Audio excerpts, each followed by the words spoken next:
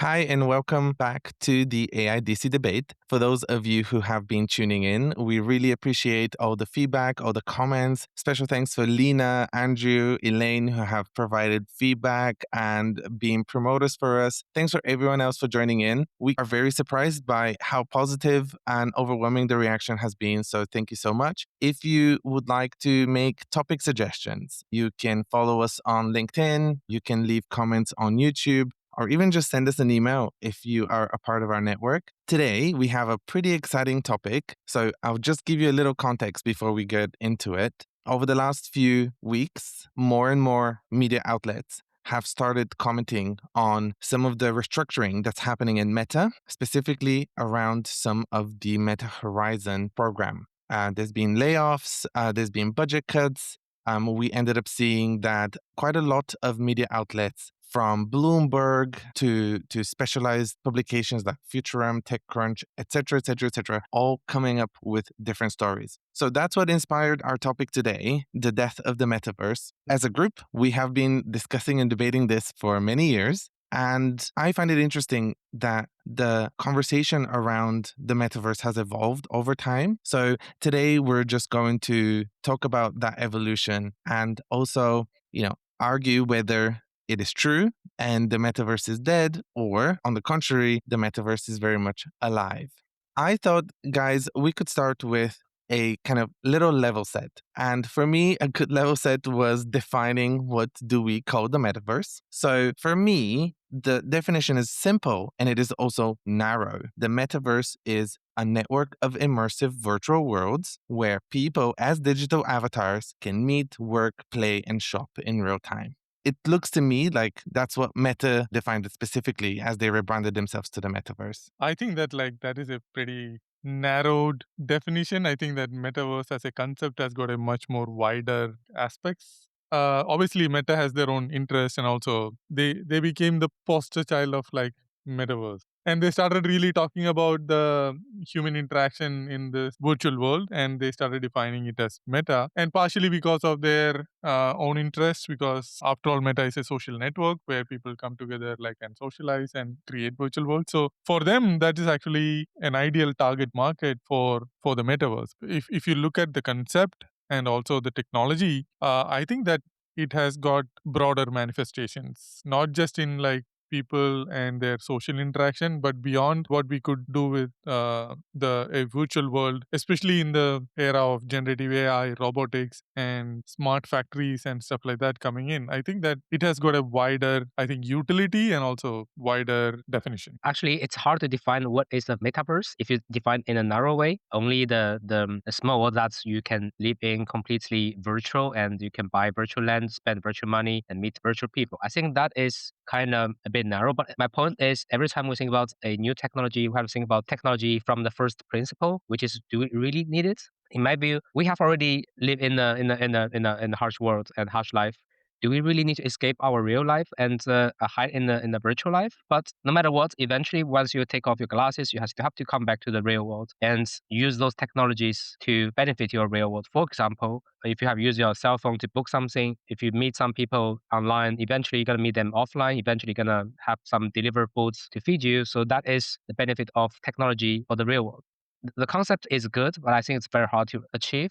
But we can utilize many of the technologies from the metaverse to benefit other aspects. So I think where I struggle with, Yeah. so let me first kind of talk about utilizing technologies. What technologies has the metaverse created? Meta didn't actually create any successful technologies. They hired a bunch of gaming developers to try to make something that's like a new social network. I think Meta misunderstood what Gen Z would like, and I think they misunderstood people's habits. And I think that they were probably blinded by the fact that for an extended period of time, we were all living extra digitally because of the COVID pandemic. But on the topic of definition, what I struggle with is I think people are justifying what is actually a comparatively stupid idea with some very logical real world technologies that are not related to the metaverse. Simulation is something that we have done for many years. You guys know better than anyone else that most of the HPC, most of the supercomputing clusters were made for simulation. And that's something that we've done in every aspect of, world, creating goods, 10 years ago, I was in one of the F1 development sites where I was seeing how people use simulation to create cars, and it was amazing. But simulation isn't new, it's happened for a long time. The other thing that people do is they say digital communication is all the metaverse. That is absolutely incorrect. Digital communications has happened for so many years. Basically, to justify the existence of a marketplace for a stupid idea, people are using real established marketplaces and now just grouping them in it. And to me, this is where this broad definition and trying to justify something stupid is not working. I think that again, you're actually going into the stigma, I would say, which Zuckerberg has created. I think, or a concept that Meta is driving. As you precisely said, inspired from the pandemic era virtual world, it is obvious that he would have thought like of a virtual world where there is more immersive collaboration between the people rather than just like seeing each other on a 2D screen and like interacting. It is possible that like that could be the motivation. But looking at the technology components, what actually go into the metaverse, obviously Meta couldn't really come up with a lot of the things that they wanted to create this kind of universe. If you look at the broad spectrum of companies out there are like great progress which is happening, especially with the emergence of generative AI. The world models that we talk about are actually coming out, and that is exactly a very critical component of the so-called metaverse concept, even in Zuckerberg terms. Because the other day I was actually listening to Demetrius Abbas, and he mentioned about the new world model from Google that's called the Genie 3. It's actually fantastic. Like you can actually have real world rendering. You can create a real world based on a prompt, and that's actually a world where the laws of physics are actually followed. I think the most interesting thing that I found is you have the world memory also. If you're actually navigating a passage and you're actually drawing some picture on a wall or something, when you go back, that picture is still there on the wall. So the technology has actually started creating this virtual worlds in a much more sophisticated manner and much more granular and realistic manner. And I think that is one of the biggest technology components which is required for the earlier conceptualized metaverse. From a technology standpoint, we are progressing towards creating a very highly possible scenario where we could actually offer people highly immersive experience of the metaverse, combining these world models along with the social networking or like collaboration tools in a very rudimentary manner. I think that is exactly what companies like Roblox or such gaming companies are actually doing. My kids are actually addicted to Roblox, and they have their own avatars who play in a virtual world with their friends, and they like it. If they can actually create a world which they want to see, I think it becomes a fantastic, and that will be the closest thing which comes to the metaverse concept that Zuckerberg was envisaging. I think that probably one of the biggest misunderstanding from a psychological perspective is this presumption that people would rather socialize in a made up world. Because if you think about what makes the social network successful, what makes TikTok successful, what makes Instagram successful, Facebook successful, etc., it's the people can share what happens in the real world. So a lot of the social media platforms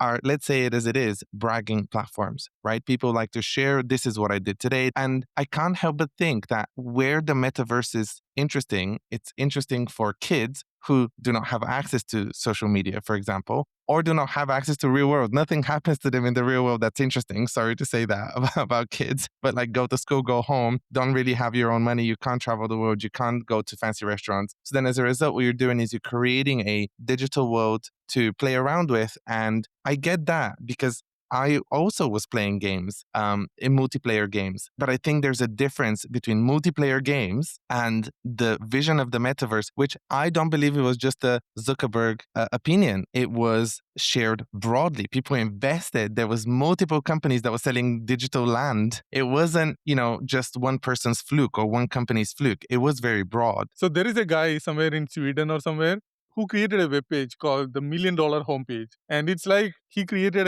a million pixel image, and he sold each pixel for $1 each, and created $1 million. That was actually, I think, in 25 or 26. So people creating these kind of like assets, whether it's like selling virtual worlds or stuff like that, I think it is just a part of the evolution. The way that we use web is completely different from the way we were using web. So I say what this is figuring out how to scam people on the web continues to evolve. But really, you can scam them with NFTs, you can scam them with Bitcoin, you can scam them with the metaverse. The scammers will be there in any scenario. It's not just in the virtual world. Even in the physical world, you have like scammers. So I'm not really saying that like the scammers only exist in the digital world. It's also there in the physical world. So scammers are there everywhere. In the real world, if you make a scam, there's real things that you can tie to. But in the virtual world, there's no real values. So you can create a lot of things out of blue. So if you are scamming people of their virtual money, that is like in the games, that's all right. But if it's scamming of people's money, like telling people to buy some kind of a pixel or NFT using real dollars and to create this kind of a virtual value in the metaverse, that is Disneyland for criminals. For criminals, they find opportunity everywhere. You have like criminals who sell fake products and make money and fool people, right? So that's actually a scam, and that is there in the physical world as well. For every technology, there are two sides of the coin. There are people, there are positives to it and negatives to it, and I'm sure that there are a lot of other negatives to the metaverse kind of thing. How about people's real world interactions, the psychological impact of that, and there is a whole gamut of other adversaries which could actually come out of this technology.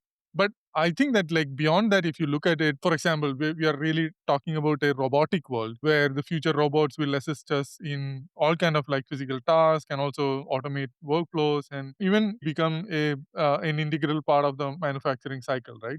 One of the area where these 3D world models play a key role is like I would say creating the training data for these robotic developments for these robots to learn. There is very limited like training data available for them because it is very costly to train a robot in a physical world with a lot of involvement of the human and all that. But in a virtual world, you can actually train the model and you can actually put that trained model in a robot and it get easily adapted to the physical world because that is pretty much very similar to the training data that they had digested from the virtual world. And if you look at it, But you call that metaverse, I call that simulation. it is actually simulation, and also the word metaverse, as you said, is definitely getting diluted, right? For example, I don't think that Apple or even Meta call themselves like metaverse. They started really talking about mixed reality or like spatial computing and all that. So the definition has actually become an environment to more of a technological So advancement. let me maybe just pick up on one thing, the spatial computing. So I think where I like Apple's approach, and by the way, it is limited. So I'll give you first a little story. Shen and I were in Washington for Data Center World last year, and Shen was like, let's go to the Apple store and let's try the Vision Pro. So we go to try the Vision Pro, and I could not be less enthusiastic. I had no interest in trying them. I ended up doing it. I did the demo. I think that on one hand, Shen, we were very lucky. The demo that we had was very well executed. I think the aspects that worked in the spatial computing, and I think why they call it that, is the personal aspects. The thing that almost kind of made me teary eyed was this video that was there, hyper realistic, of a birthday. Yeah, that was also my It was the same for you, Shen? yes, I just want to say that the thing that touches me the most is the birthday video. It gives me a 3D, like immersive experience, just like I was there in the party. So you see, the most touching part is related to reality. You want to use this technology to build a connection, just like you see an old photo or whatever. It's just a better way of presenting this kind of experience or feeling. It's not completely virtual. And to relive a memory, Yes, right? yes. Especially it could be a really happy memory. And, I immediately thought how if I could have recorded my grandparents in that way, that would have really given me so much joy after some of them were gone. And it's just, that's really why for me was so powerful. So I do think that some of the other efforts that are happening in the world around enabling better experience and technology that is really rich, I think I would not make a parallel with the metaverse. To me, that was more about how you record reality and how you replay and relive reality. See, the point is now the technology is emerging where you can also create your virtual world on the fly. For example, these world models that we are talking about, it actually creates the virtual world according to your prompt. It could be a text or it could be a visual of your home. Like once you feed in a couple of pictures of your home, it actually creates a very similar environment virtually, and you can actually interact or you can actually bring in more characters, whether it could be your grandparents or great grandparents, because you're uploading a photo of them, and that creates a character, and you can have like a virtual Hold on. celebration.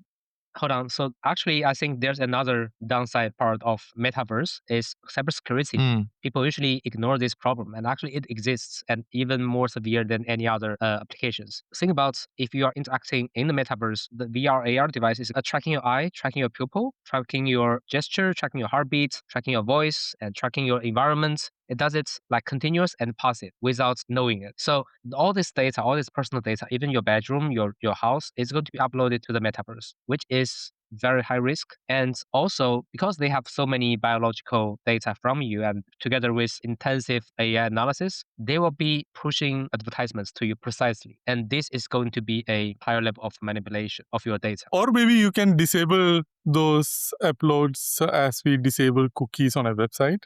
I'm just giving you a thought. Yeah, you can disable that, but for a better experiment, it's better that you upload everything. The system wants to know what's your status. It has to know what you are thinking about, what you are looking at, and are you excited or bored? These are inevitable. It has to be uploaded to the cloud. I think privacy is more of a choice than really a default kind of scenario. You could actually restrict yourself from enabling the camera or like microphone or like heart sensor and also syncing your data with the web. You could just like keep it in the local devices as well. Mostly people don't have the choice. They give you the choice, but you can't say no. Just like if you install a new app, the first thing will pop up is a agreement. If you click no, then you don't use that. That's the thing. You only use the app once you agree to all the privacy terms. And nobody reads those long legal privacy agreements. There is also in the example that Manoj gave of, you upload your photos of your house. I think sometimes we just share our public data and I think we don't think twice. And that's in parts because the environment sucks you in. You get invested and you forget about what you're doing. You forget that you're giving your own blueprint of your house that a crook could come and rob you with it. Shen, I had never thought about the pupil example, and it reminds me of a story. Remember when we went to Huaqiang Bay and we were looking at smart home stuff? We were looking at door handles and like really cool stuff. And so increasingly, even how we're digitalizing our life, our fingerprint, our pupil end up becoming how we enter and lock our house. And I had never even thought about it from my own perspective. I would immediately install something like this. But that doesn't mean I will be thinking, oh, should I be holding this cup or should I be holding it with gloves if it's in an environment because people could steal my fingerprint and then get into my house? I hadn't thought about that before. But for pupil of iris, these two are quite difficult to duplicate. But for fingerprints, for example, that's going to be easy. But just that there are more way to identify yourself because they can't read your brain, but they can read all those parameters. So I think in a metaverse, if you want to really get immersive experience, you have to interact and you have to hand in your parameters and data readings to the server, which is pretty risky for me. It's a lot more than just a fingerprint. The point is like I started seeing some videos where I found it really interesting. Like so, the video is a YouTube video, and video is a guy interviewing Aristotle. What they have done is like they have uploaded a picture of Aristotle, and it created a character of Aristotle, and he's asking a question, and the generative AI responds to the prompt or the question as if the model is Aristotle. That guy has got a channel where he has characters of like Abraham Lincoln and other people.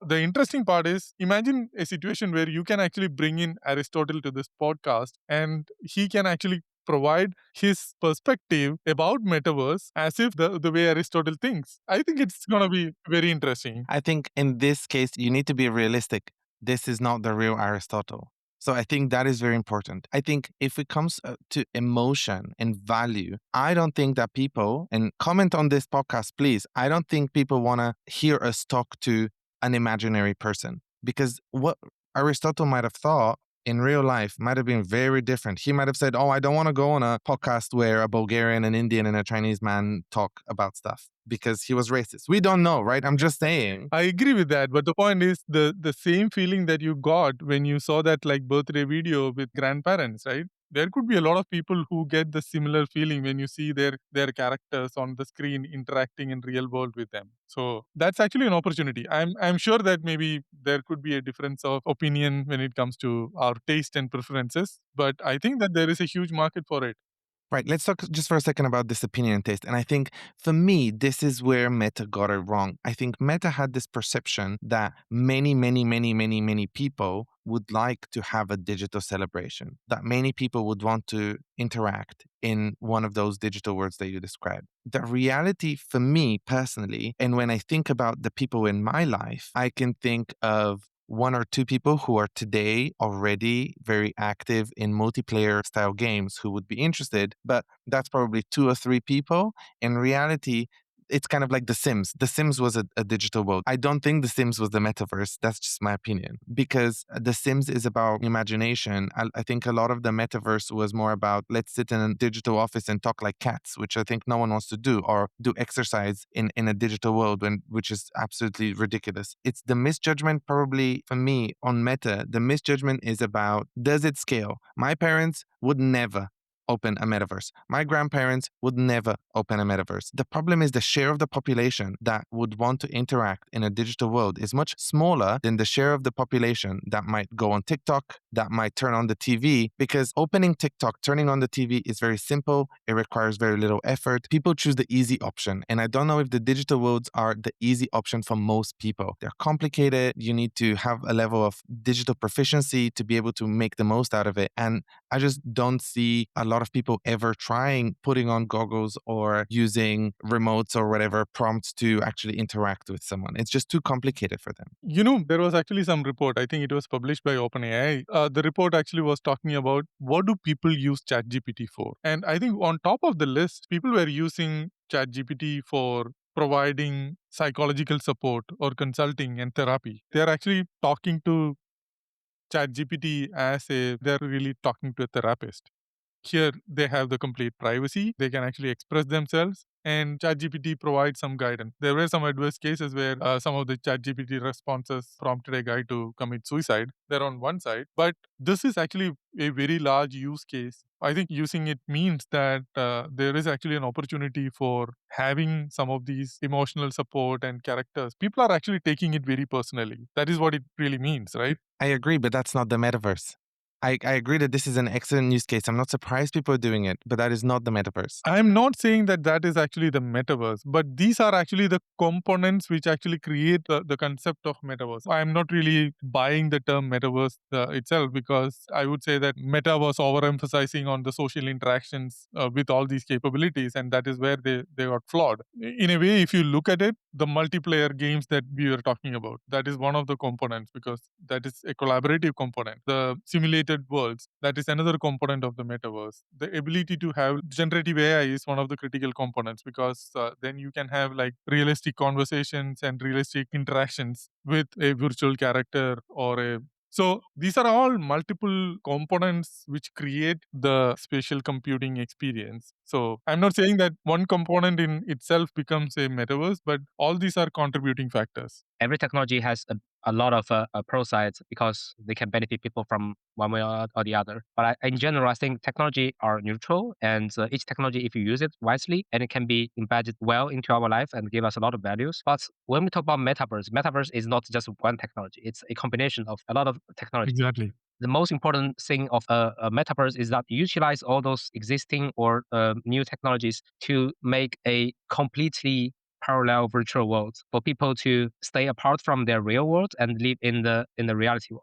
So I have a bit sad story. One of my classmates from university, he was not that interested in studying because he had a lot of pressure during high school. So once he in the college, he spent 4 years on computer games, nonstop, like no day and night, no lectures. He gets nearly zero the GPA. And after 4 years, so when we all graduate, he can barely talk to people normally. He can only type, but that he doesn't talk to people. What he talk to people is like, oh crap. He can only say that words, nothing else. So I'm thinking you can't keep one person far away from real world. And even you are using a lot of a combination of many fancy technologies. But if you keep someone from the real world only immersed in the digital world, which is completely isolated, that is not good for the real human direction. So I think there can be two approaches for metaverse. One is that you create a complete new world, just like a higher level of gaming, which I think is not going to be a very promising approach. But the other one is building a better old world. You can utilize the VR, utilize AI, utilize all kind of digital twin or simulation technologies to make our real life a bit better. That would be the correct direction. I don't think that like the term metaverse or even Zuckerberg thought about like people completely living in a virtual world. I don't think that he was not that extreme. Well, Let's fact check this. All right. So, about 10% of the Meta workforce working on VR supposedly got laid off from Reality Labs. That's about 1,500 people. And supposedly about 30% of their budget got cut when we look at Wall Street Journal and Bloomberg reports. So, what were they working on? A lot of VR game studios. So, a lot of people who are making apps and in games for VR headsets in Meta Horizons. And then quite a few of the projects that got canceled are related to metaverse work environments, metaverse exercising environments. That's where a lot of the cancellation happened. So, in terms of what was being developed at Meta, it was basically activities that you can do digitally that really are an escape. It is a way to live in the VR world. It is a way to just stay permanently connected to the metaverse so that you can just do everything there. And I agree with Shen that that is not healthy. It is different from what I think Manoj you're describing. So I do have a question to ask you, which I think that probably will end up really, on one hand, closing the debate, but also refocusing discussion. Do you think that what happened is AI killed the metaverse? When I think about the metaverse and what Meta were describing is a place where a developer makes you an app, a developer makes you a world. Meta themselves make you a world, make you a game, make you a fitness app. But what is possible with AI is it's democratized this development, right? Anyone can develop anything, anyone can talk to Aristotle. You don't need someone to develop you a little world to talk to Aristotle. Do you think that AI democratized imagination? I don't think that generative AI killed the metaverse. I would say that like generative AI is actually making the metaverse dream possible with all the real world models which is coming out there, and also the integration of multiple modalities, bringing it all together. I think that the kind of metaverse, whether it in a human computer interaction or like creating in a virtual world, in gaming, and also the industrial use cases of metaverse kind of an environment. I think it's all getting a positive boost with generative AI and especially the 3D world models coming in. So metaverse is not really a distant dream. I think that a lot of like more immersive real-time experiences will be available with all these devices pretty soon. I feel that like generative AI is like a force multiplier than a destructive force when it comes to metaverse. And then I just wanted to add one more point to your comment, right, about Meta retrenching their staff for metaverse development and all that. Meta did it for AI also. Meta's FAIR lab, the fundamental AI research lab, which was led by Lee Kund, I think that's completely gone. They've fired a lot of people in the Meta's AI team, and they came up with a new team as well. So they're dismantling FAIR does not mean that like Meta is not really focusing on AI. I'm not really saying that that's the end of metaverse. AI and metaverse are two different stuff, and AI is a broader concept. It's a technology. It has no right or wrong, and metaverse is actually a way of using those technologies. So it can be seen as an application of AI. And in general, I think even if Meta is firing people and metaverse as Reality Lab does not keep it for a long time, but eventually the metaverse will appear in a certain way around us by some other companies or teams, because this is just a trial. And how it can be achieved, I think AI is the perfect tool. Think about what if we use AI to recreate our old child photo into a 3D picture, and we can actually work into it in a kind of a metaverse. That would be a very good application. And this will appear in some way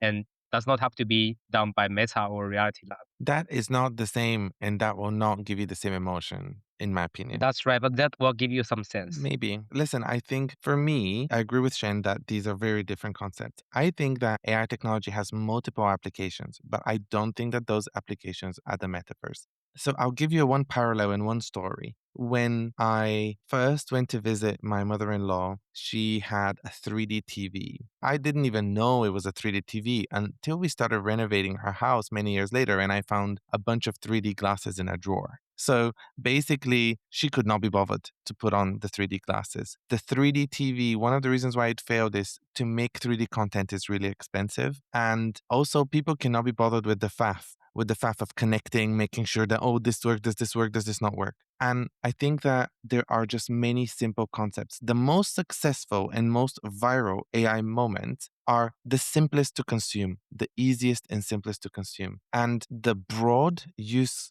of AI is why we're seeing so many people create in different ways. The metaverse does not have a broad use. Logging into Meta Horizons is not broad. It's actually limited by design, and it just misjudged what people want. And it misunderstood, I think, the future generations that are the target audience. I don't think that the Gen Z and Gen Alpha generation is interested in this living digitally, actually. In fact, the digital detox movement is very strong. I would say that us, the millennials, were probably the most fucked up generation by the digitalization of the world. And from what I can see, the people coming after us are significantly more aware of this. Quick bonus topic, not related to the metaverse specifically, but do you think that Meta as a company has an image problem? I feel like Zuckerberg is no longer particularly liked personality, and it does seem like people are not really big fans of Meta. What do you think? I completely agree with that sentiment. I think the people really started questioning about it because of I think the image problem that you were really talking about. See, the point is that is actually the challenge of being a social media company is what I would say, where you have this extreme polarization in the society right now as a medium to boost these extremities in all aspects. It's like being hated as a platform, even though a lot of people use it, I think because it actually propagates these extremist concepts which people are not really buying to, right? So I think there is a halo effect of that on the leader of that company, the CEO of that company as well. I think definitely they have a image problem for sure. I think the leader of the company's image is very important. Actually, it represents the personality of the company. Some people just love this company, love this product because they like the founder, and some people just hate the product because they hate the founder. And actually, I think another part, people are really realizing that it's not good to have a technology overlord in your life.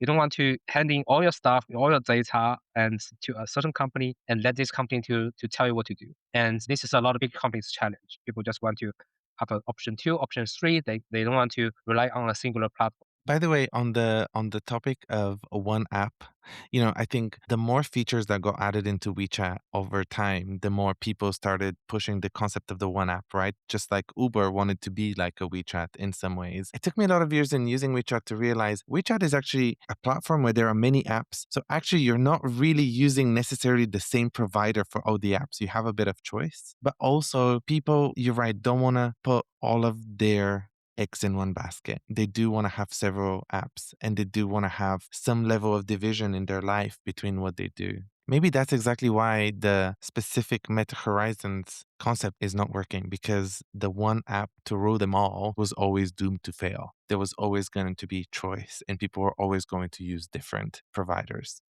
Well, this is really fun, and thank you for your thoughts. I am surprised that we're ending it on a pretty positive note. I thought that Manoj was going to not talk to me for a week after this, so I'm pretty glad we were able to strike a nice balance. Thank you, everyone, for tuning in. We really appreciate it. And please do reach out on LinkedIn, on YouTube. Tell us what you like, tell us what you don't like. We will continue with weekly episodes. Subscribe to our channels. We're on Spotify, on Apple, and on YouTube. We do have an idea for what we will talk about next week, and that's the topic of digital sovereignty. So we'll see you next week when we delve into that topic. And thank you so much for tuning in.